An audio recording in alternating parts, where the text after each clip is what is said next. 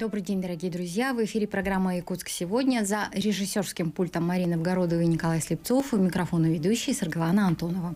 С приходом лета многие родители начинают активно планировать отдых. Кто-то отправляется в заграничные курортные страны, другие предпочитают путешествия по России, а третьи выбирают собственную дачу или дом. Казалось бы, все условия лета способствуют укреплению иммунитета ребенка, повышению его бодрости, здоровья. Однако родителям не стоит терять бдительность. Когда в семье есть маленькие дети, то отдых порой омрачается из-за того, что ребенок может заболеть. Как же родителям защитить своего кроху от этого? И с какими сезонными инфекциями чаще всего можно столкнуться летом? Разберемся сегодня об этом подробнее. Ну что же, а поможет нам в этом врач-инфекционист, профессор Северо-Восточного федерального университета имени Амусова, доктор медицинских наук Татьяна Геннадьевна Дмитриева. Здравствуйте. Здравствуйте. Дорогие друзья, наша программа выходит одновременно на телевизионном и радиоканале НВК Саха. Мы работаем в прямом эфире. Телефоны нашей студии 32 2066 32 11 66. Пожалуйста, если у вас есть вопросы по заданной теме, то звоните и принимайте участие в нашей программе. Ну что же, Татьяна Геннадьевна, действительно наступило долгожданное лето, которое очень любят наши якутяне. Да? Какие сезонных инфекции распространены у наших детей летом и почему, с какими проблемами приходят к врачам вот в эти жаркие дни? Ну, если речь идет об инфекционных заболеваниях, то лето – это сезон кишечных инфекций, конечно. Безусловно, другие инфекции тоже встречаются, но кишечных всегда больше. Бывают небольшие подъемы респираторных инфекций, но они, как правило, связаны не с погодой, а с какими-либо событиями. Например, какой-нибудь праздник или поездка, скажем, куда-то в лагерь. То есть там связано с контактом. А летние месяцы, да, это кишечная инфекция, это основная наша проблема летом. Угу. Есть ли какая-то статистика вот по летнему сезону, по отдельным группам заболеваний? Ну, растут кишечные инфекции бактериальной этиологии. Вирусные они есть в течение всего года, они отмечается небольшой спад летом, а бактериальные, конечно, летом растут. По респираторным инфекциям небольшие подъемы есть, но в принципе, конечно, несравнимо с тем, что мы имеем в холодное время года. Надо сказать, что у нас был год, когда мы обошлись без кишечных инфекций и без респираторных. Это был год 2020, когда были различные ограничения, связанные с ковидом. И тогда мы обошлись без вот этого подъема сезонного. Но сейчас ограничения сняты, и мы имеем то, что обычно бывает летом. Подъем кишечных инфекций в первую очередь. Ну, давайте с кишечных как раз-таки инфекций начнем. Да? Они, как мы знаем, делятся на две группы, бактериальные и вирусные. Да? Чем они отличаются друг от друга? Бактериальные инфекции, как правило, протекают с более выраженным диспепсическим синдромом, а вирусные в основном это интоксикация. И там, конечно, обезвоживание. Это главное, что создает угрозу жизни при кишечных инфекциях, это потеря жидкости. Бактериальные инфекции чаще всего связаны с употреблением недоброкачественных продуктов инфицированных, либо реже воды и контактно-бытовой путь. А вирусные инфекции – это чаще всего на первом месте стоит контактно-бытовой путь и респираторный, то есть воздушно-капельный путь, что для многих людей является открытием, что кишечной инфекцией можно заразиться воздушно-капельным путем. Но это так. И, к сожалению, вот непонимание этого приводит к тому, что малыши могут заразиться такими инфекциями. Ну, например, ротавирусная инфекция. Ею болеют в основном детки первого года жизни. К 1,5 годам практически мы видим резкое снижение заболеваемости ротавирусной инфекции. После 2 лет она почти не регистрируется как самостоятельная нозология. То есть мы видим что-то, какое-то заболевание и еще определяем ротавирус. Но чистый ротавирус – это дети первых 2 лет жизни. Откуда они его берут? Конечно, они берут его от своего окружения, от родителей, от членов семьи. И вот хочу обратиться, что когда у вас маленький ребенок в семье, и если вы чихаете или кашляете, или даже у вас жидкий стул, предположим, как говорят, расстройство желудка, да, пожалуйста, наденьте маску, потому что вы можете заразить своего малыша. Хорошо, дорогие друзья, напоминаем, что мы работаем в прямом эфире. Тема сегодняшней передачи – сезонные инфекционные заболевания у детей. Поэтому вы можете звонить к нам в студию по телефонам 32 2066 32 11 66. Я напомню, что сегодня гость нашей студии – врач-инфекционист. Мы продолжаем наш разговор. Вот как понять, все-таки отравился ребенок или же это ротавирус? Что значит отравился? Чем он таким отравился? А это заболевание, о котором обычно говорят отравление, это пищевая токсикоинфекция. В принципе, отравление да, но отравление чем? Пищевая токсикоинфекция. Токсика – это яд. Инфекция – это яд инфекционный. То есть яд, выработанный бактериальной клеткой, инфекционным агентом. А поступает в организм с пищей. То есть это те продукты, которые, очень важно понимать, это продукты, на которых размножился возбудитель, его очень много. То есть они хранились неподобающим образом. И человек съедает сразу попадает в его организм с пищей большое количество возбудителя. Выбрасывается огромное количество токсинов бактериальных, и реально происходит отравление. То есть это и есть тоже инфекционное заболевание. Оно может ограничиться только пищевой токсикоинфекцией, то есть это вот только рвота. Но может дальше попасть в кишечник, и тогда разовьется кишечная инфекция. То есть разделить эти два понятия, в общем-то, невозможно. Это все зависит от данной конкретной ситуации. Но пищевая токсикоинфекция – это всегда бактерии, это всегда связано с недоброкачественной пищей. Вирусные инфекции такой картины не дают. Хорошо. А что является источником и путями передачи инфекции? Наверное, прежде всего, это грязные руки. Я права или нет? Есть несколько путей, я уже их перечислила. Контактно-бытовой, водный и пищевой. Контактно-бытовой – это грязные руки, это предметы обихода, это игрушки. У детей он очень часто присутствует, это путь передачи инфекции, именно при бактериальных инфекциях. В принципе, при вирусных тоже, потому что практически все возбудители кишечных инфекций, они все очень устойчивы во внешней среде. То есть они очень долго сохраняются на предметах, они несколько дней, они неделями сохраняются во влажной среде, они месяцами сохраняются в холодильнике.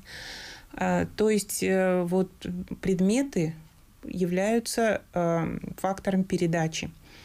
Пищевой путь, вот еще раз обращаю внимание, пищевой путь – это имеется в виду не просто грязное яблоко, а продукт, на котором размножился возбудитель. Чаще всего, подавляющее большинство случаев, это белковые продукты. Это молочные, мясные продукты, яйца. В ненадлежащем образом хранения, то есть температура, сроки хранения этого продукта приготовленного, там, как я уже говорила, размножается возбудитель и уже в большом количестве поступает в организм человека. Водный путь – это употребление контаминированной, инфицированной воды. Вот тут тоже хотелось бы отдельно остановиться, обратить внимание. Мы живем на севере, и у нас очень у многих есть представление, что ледовая вода, она чистая. Она чистая в химическом отношении, то есть там нет солей, кальция, йода, фтора и так далее. И это еще вопрос, хорошо ли это. А с точки зрения микробиологии этот лед такой же грязный, как и вода, из которой он получился. И поэтому обязательно нужно кипятить воду. Единственный безопасный способ – это кипячение. Когда речь идет о бутилированной воды, нет ни одного способа, который бы абсолютно очистил бы эту воду от различных возбудителей. Особенно от вирусных. Вирусы очень мелкие. Они проходят через большинство фильтров, практически через все. Что касается кипячения, то есть догревание до 100 градусов, это гарантия стопроцентная, что там ничего не останется. Что касается кулеров. В кулерах вода нагревается до 90 градусов. То есть 100 градусов там нет. Но тут важна экспозиция. Если этот кулер стоит, скажем, в кабинете, где работают 3-5 человек, то, наверное, этот вот объем воды, нагретый до 90 градусов, он более 30 минут не опорожняется. А 30 минут – это вот уже экспозиция такой температуры уже делает его безопасным. Но если этот кулер находится где-нибудь в общественном месте, где проходимость очень большая, просто не успевает вот эта температура обезвредить эту воду, и это тоже риск заражения. Кулеры вообще это вещь такая очень опасная. Поэтому я рекомендую всегда носите с собой бутылку воды или чая, там, особенно зеленого чая, хорошо летом удаляет жажду. Просто с собой берите. И ребенку своему давайте. И приучитесь пить только кипяченую воду. Это самое безопасное. Кстати, и зубы чистить тоже кипяченой водой. А существует ли у нас какой-либо рейтинг наиболее опасных продуктов? Ну вот продукты, которые белковые, они опасны по бактериальным инфекциям. То есть, да, это основной поставщик пищевой токсикоинфекции. А это состояние, достаточно тяжелое, потому что высокая температура, многократная рвота начинается внезапно, быстро ребенок теряет воду, так что это серьезная ситуация. А как еще проявляются кишечные инфекции? Вот мы говорили выше, именно кишечные – это жидкий стул. Это наш главный признак нарушения стула. Потеря жидкости со стулом и интоксикация. Проявлением интоксикации является температура и рвота.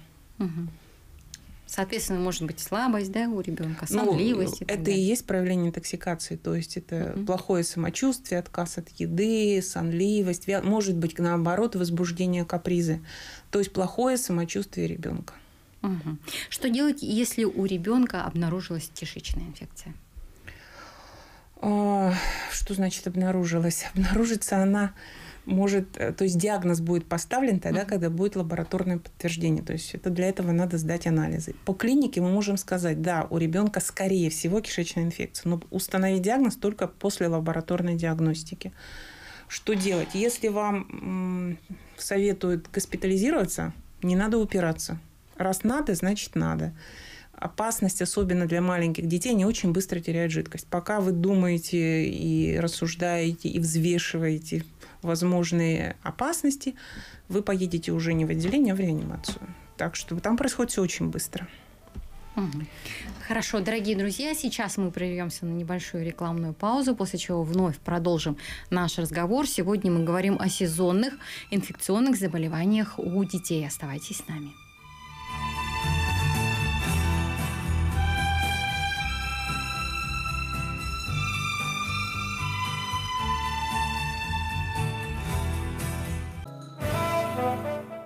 Дорогие друзья, мы продолжаем нашу программу, и сегодня мы говорим о сезонных детских инфекционных заболеваниях. К чему следует быть готовым родителям в этот период года?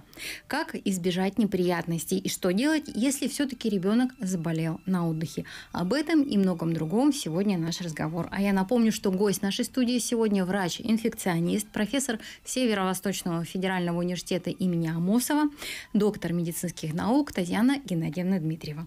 Напоминаем вам, что наша программа выходит одновременно на телевизионном и радиоканале НВК «Саха». Мы работаем в прямом эфире. Телефоны нашей студии 32 2066 32 11 66.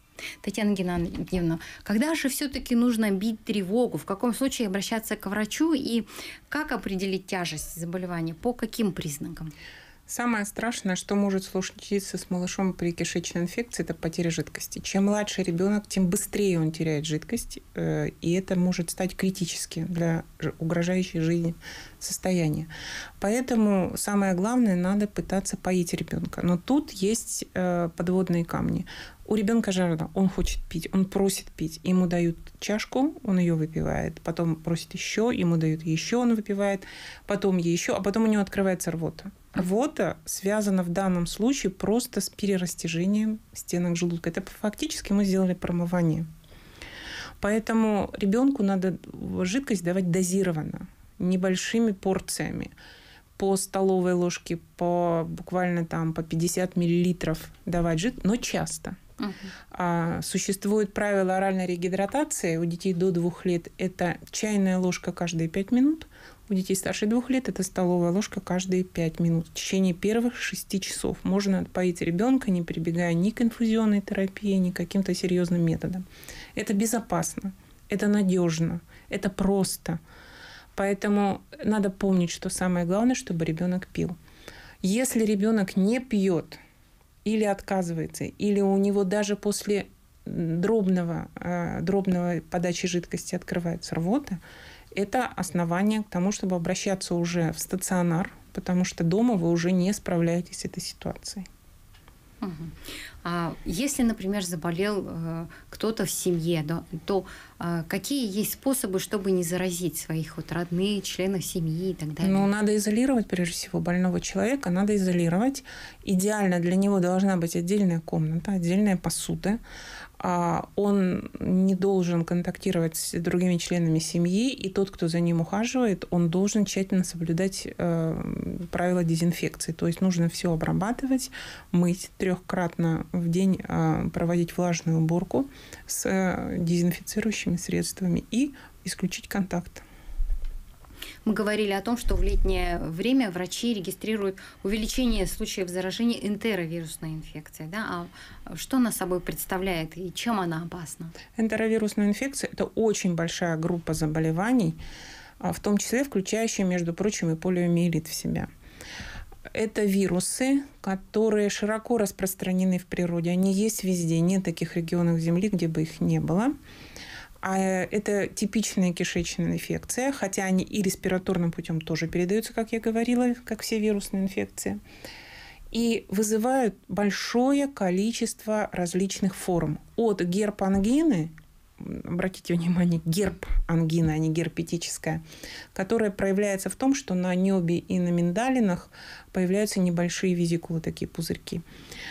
До менингита, до паралича, возможно. И есть поражение глаз, поражение сердца, есть респираторная обычная, как ОРВИ, есть обычная кишечная инфекция. И ряд других заболеваний. Очень часто встречается энтеровирусная экзантема, то есть сыпь, вызванная этой инфекцией. Есть еще одна очень интересная форма этой инфекции. Это энтеровирусная лихорадка или так называемый летний грипп. Или 3-дневная лихорадка. То есть ничего, кроме температуры, нет. Никаких ни кашля, ни насморка, никаких других признаков. Нет, только температура. Вот так обычно начинается грипп. Если вы вспомните, как вы болели гриппом, начиналось с чего? С температуры и плохого самочувствия. А потом присоединялось уже сопли, кашель и так далее. И вот когда ребенок только заболевает, вот очень похоже, как будто бы грипп начинается. Вот не зря же назвали летний грипп, но летом грипп – это большая редкость. Но ничего не присоединится. Скорее всего, вот эта температура несколько дней будет, потом она исчезнет. С чем еще можно перепутать летом? Это тепловой удар. Если все лето, весь летний день провели на пляже, на солнце, вечером у ребенка озноб, температура, рвота на высоте температуры, вот здесь нужно проводить дифференциальный диагноз, конечно, вот с этим состоянием и с энтеровирусной лихорадкой. Большинство форм энтеровирусной инфекции, такие как герпангина, экзантема, кишечная, респираторная форма, конъюнктивит, они, как правило, доброкачественны, они заканчиваются выздоровлением. Но возможны и серьезные тяжелые формы, такие как менингит, как паралитическая форма, поражение сердца, и даже есть внутриутробная инфекция. То есть беременная женщина может, ее плод может пострадать, и это действительно крайне тяжелое состояние. Энтеровирусная инфекция как кишечная, да, сезон лета, причем начало лета. Это весна и лето, начало лета и весна. Хорошо. Я думаю, что вот многих наших телезрителей, радиослушателей волнует вопрос, как же нужно питаться во время болезни. Да? Вот говорят, нужно соблюдать диету и так далее. Давайте несколько слов скажем об этом. Конечно, диету соблюдать обязательно надо, да, и всем, и детям, и взрослым. Когда человек заболел, ему нужно соблюдать диету. Любое заболевание желудочно-кишечного тракта, диета – это главное, это основное. Любое заболевание, инфекционное или неинфекционное, если не соблюдаете диету, вам никакие таблетки не помогут. Поэтому очень важно. С детьми проще на самом деле. Дети, в отличие от нас, взрослых, они ближе к природе, ближе к инстинктам. Животное, когда болеет, оно перестает кушать. И ребенок тоже отказывается от еды. И вот тут не надо усердствовать без фанатизма. То есть надо предлагать ребенку кушать, потому что есть другая крайность.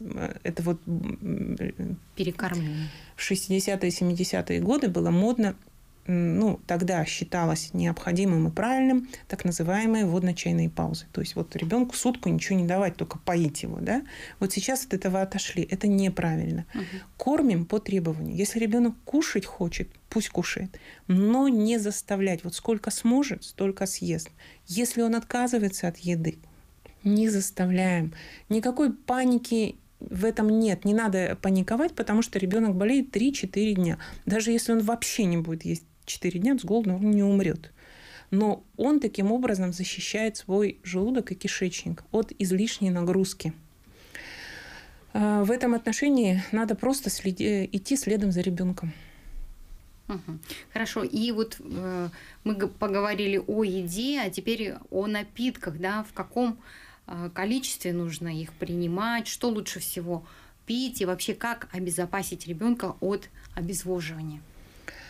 О еде, мы поговорили о количестве, но не поговорили о качестве, да?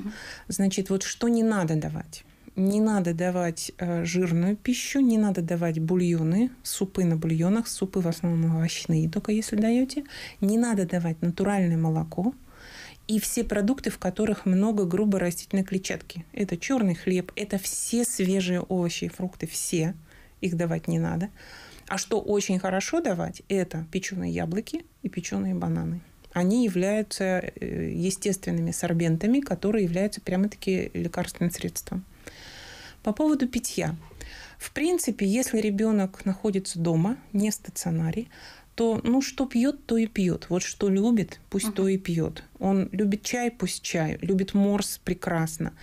Прекрасный напиток – это компот из сухофруктов. Там, кроме, собственно, глюкозы и так далее, там масса микроэлементов. Магний, селен, все, что необходимо, литий. Это прекрасно. Что не надо давать пить? Газированные напитки. В том числе минеральная вода газированная тоже не надо. Газированные напитки исключаются. Естественно, вся бытовая химия типа кока-колы и так далее тоже все исключается.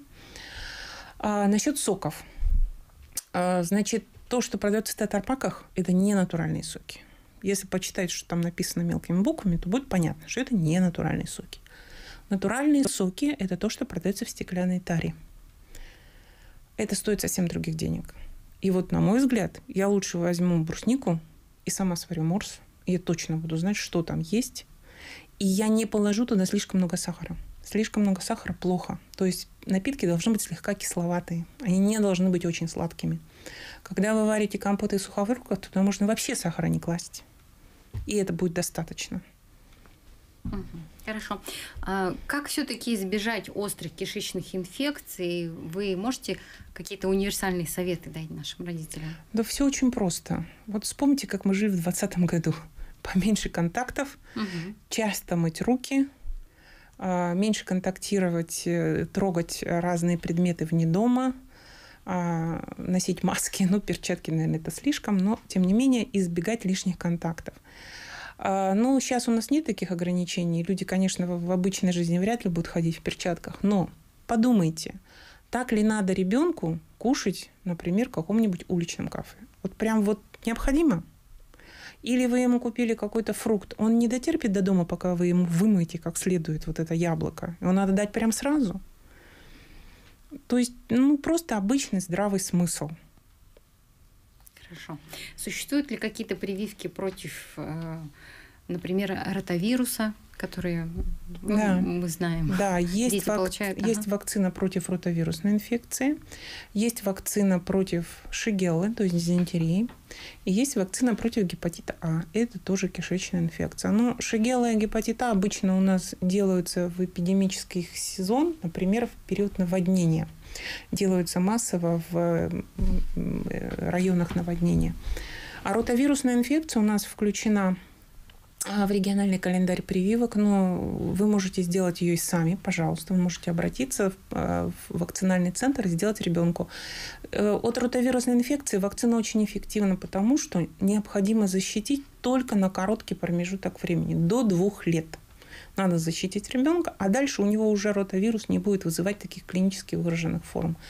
Поэтому эта вакцинация избавит вас от многих неприятностей.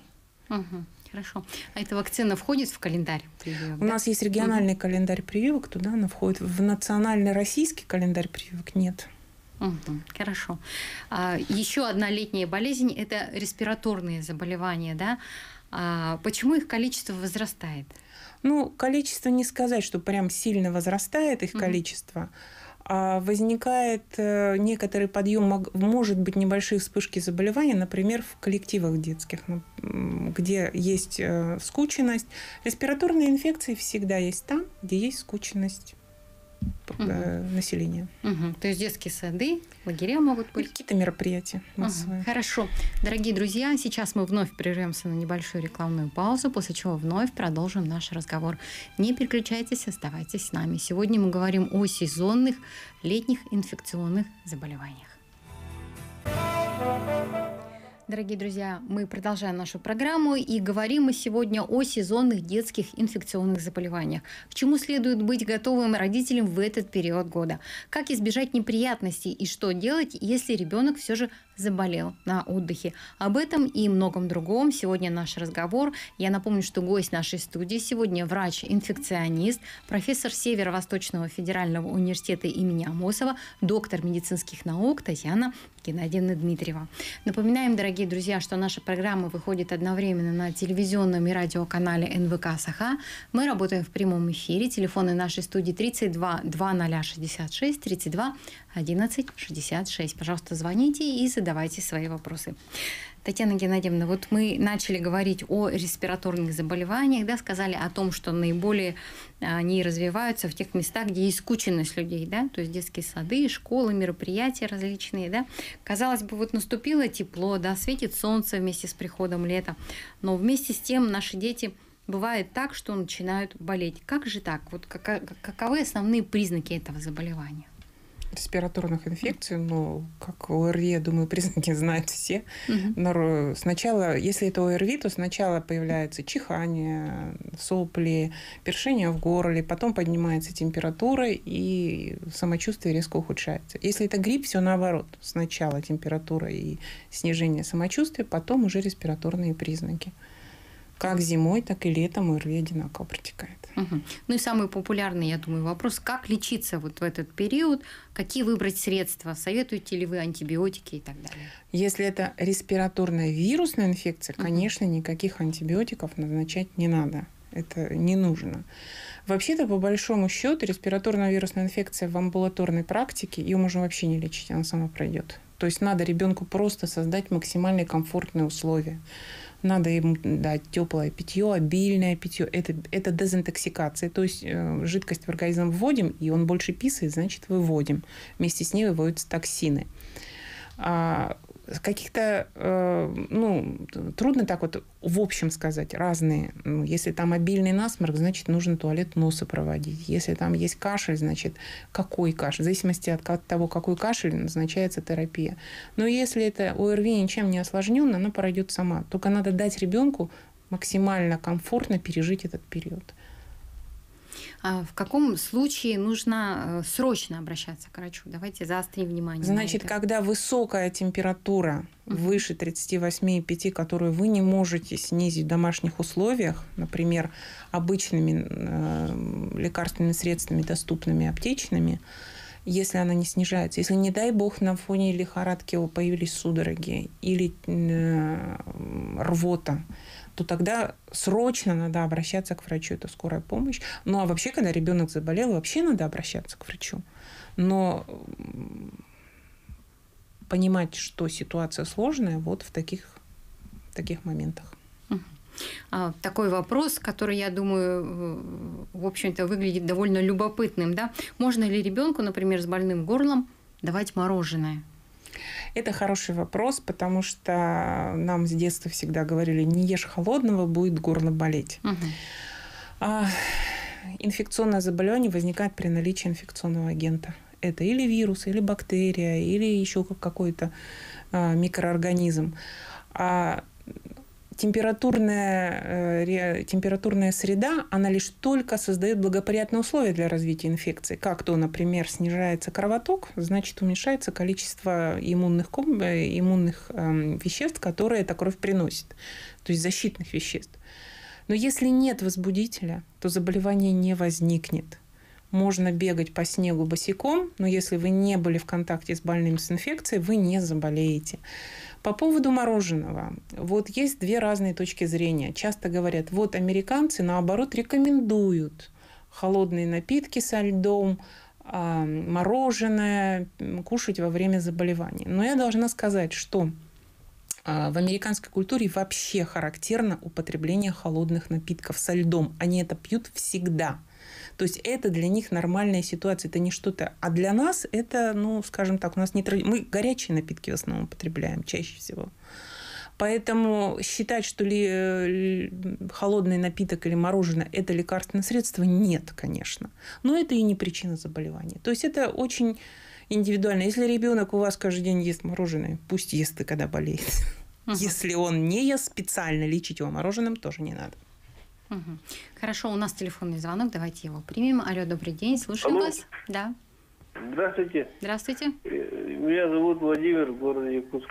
Я хотел бы этот интересный случай рассказать. Да? У меня хроническая ангина с детства. Я даже, с 3-4 лет хроническая ангина. Тандилит, всякое. Я даже на физкультуре не пускали. Там ревматизм сердца, говорит. Я начал спортом заниматься, более-менее стал. И вот, когда уже взрослым был в командировке в Черске и заболел гнойной ангиной. Это вообще страшная вещь. Постоянная температура 38, держится, встать невозможно, кушать невозможно, воду только пьешь. И мне приснилось, что мне надо строганину. Вот это может, да. Я ребят попросил, на завтра они мне принесли строганину с магазина. Это в Черском продается. И построгали, я покушал и сразу выздоровел. Бывает такое. Я думаю, давайте попросим прокомментировать такой случай. Я думаю, кроме строганина были еще какие-то лекарственные средства, которые в конце концов сработали. Но еще раз повторяю, холодные продукты и напитки – это не лекарственное средство, но это и не причина заболеваний. Причина – это инфекционный агент, лечение, соответственно, средства против него. Какие советы вы можете дать родителям, которые выезжают с детьми на море? И, кстати, хотелось бы сказать, все-таки существует у нас стереотип, что отдыхать с детьми нужно на море. Ой, у нас телефонный звонок, давайте его примем, потом ответим на этот вопрос. Алло, добрый день, слушаем вас. Я не договорил, да. Я никакие лекарства не принимал. У меня горло того суженное было, таблетка не проходила, только вода. Я до этого водку пил, но мне плохо стало. И лежал 3 дня. После этого строганину поел, и мне сразу все нормально стало. Знаете, по телефону, тем более, бывшую ситуацию очень сложно оценивать. Если это была действительно гнойная ангина, что после этой информации вообще вызывает уже вопросы, правда ли там была гнойная ангина. Я не могу комментировать по телефонному звонку конкретную ситуацию. Хорошо. Давайте вернемся к моему вопросу по отдыху на море. Да, действительно, существует такой стереотип, что надо свозить ребенка на море для оздоровления. А на самом деле детей до 8 лет вывозить в регионы с резким изменением климата нельзя. То есть, если мы живем в резко-континентальном климате, сухом достаточно, вести ребенка на море, влажный климат – это рисковать тем, что он там заболеет. С этим сталкивались очень многие.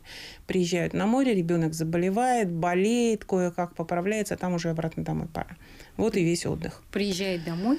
Приезжает домой, там опять заболевает. Почему? Потому что там совершенно другая микрофлора, другие возбудители. Он с ними не знаком. Тем более маленький ребенок, у которого еще мало иммунного опыта. И он, конечно, сразу же подхватит это и заболеет по полной программе. Откуда взялся этот стереотип? Это 20-30-е годы 20 века, когда советская власть на Черноморском побережье открывала противотуберкулезные санатории для детей, потому что туберкулеза было очень много, а лечение, собственно, тогда было только климатическое.